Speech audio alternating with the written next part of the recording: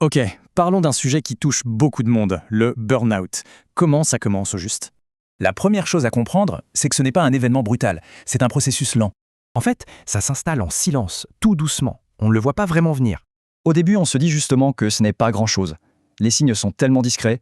C'est cette accumulation de petits riens qui petit à petit commence à peser très lourd. Du coup, face à ça, quelle est la réaction la plus courante? On ignore et on avance. Et puis on s'habitue. Cette fatigue, eh bien, elle devient la nouvelle norme, tout simplement. Souvent même, on compense en faisant plus. On pousse la machine encore et encore.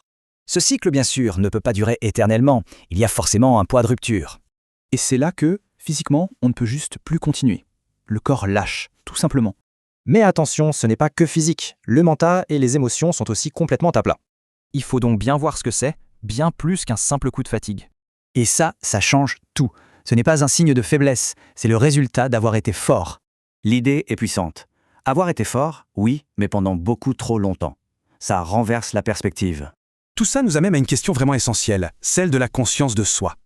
La vraie question à se poser, c'est est-ce qu'on écoute vraiment nos propres signaux d'alerte?